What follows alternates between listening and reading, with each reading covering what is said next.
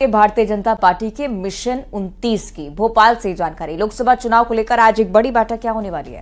दरअसल लोकसभा के क्लस्टर प्रभारी की यहां बैठक होनी है।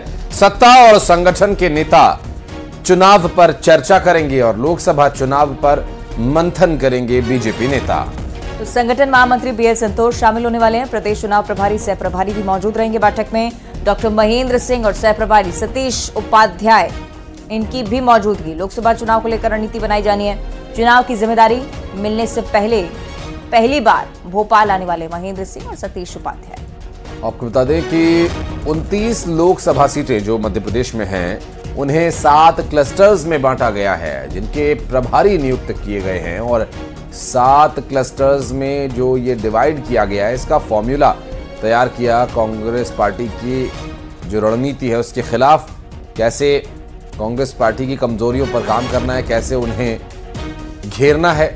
और चूंकि पिछली बार एकमात्र सीट अवंतिका जो भारतीय जनता पार्टी नहीं जीत पाई थी, वो सीट भी जीतनी है। तो ये 7 क्लस्टर्स में बांटकर यहां रणनीति तैयार की जा रही है। शैलेंद्र भदौरिया हमारे सहयोगी हमारे साथ जुड़ रहे हैं। शैलेंद्र, लोकसभा का चुनाव है, एकमात्र सीट जो पिछली लोकसभा चुनाव में बीजेपी नहीं जीत पाई थी, इस बार उसे भी जीतने की रणनीति है। जो डिटेल्स मिल रही हैं इस बैठक को लेकर, आगे की रणनीति को लेकर, वो क्या कुछ हैं? देखिए, बिल्कुल सुबह 9:30 बजे से बैठकें शुरू हो जाएंगी और 3 अलग अलग कोर ग्रुप की ये बैठकें होंगी। पहला जो बैठक है वो 7 क्लस्टर को जो प्रभारी बनाए गए उनके साथ मध्य प्रदेश के जो प्रभारी है और उसके बाद सह प्रभारी जो पहली बार मध्य प्रदेश के दौरे पर आ रहे हैं और पहली बार वह मध्य प्रदेश के पदाधिकारियों से लोकसभा के चुनाव की तैयारियों को लेकर बैठक करेंगे।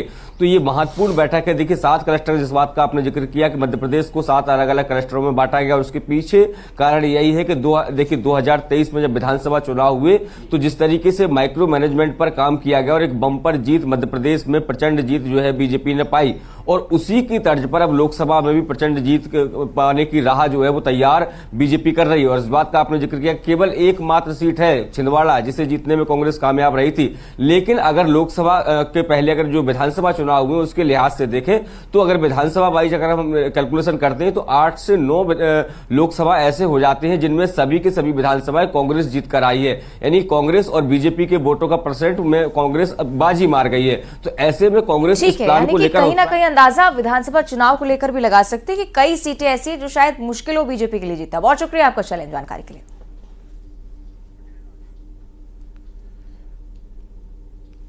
और बढ़ते आगे फटाफट अंदाज में खबरों पर नजर डालेंगे। खबरें दिखाते हैं आपको 2020 अंदाज में। भोपाल में आज से सीएम और मंत्रियों की पाठशाला। 2 दिन की पाठशाला में प्रशासनिक कामकाज और व्यवहार के सिखाए जाएंगे गुर। कांग्रेस सरकार की राजीव युवा मितान क्लब योजना बंद। खेलकूद और युवा कल्याण मंत्री बोले यूथ को नहीं हो रहा है फायदा। पूर्व मंत्री शिव डहरिया का पलटवार। लोकसभा चुनाव की तैयारियों में जुटी कांग्रेस। आज स्क्रीनिंग कमेटी की बैठक। संभावित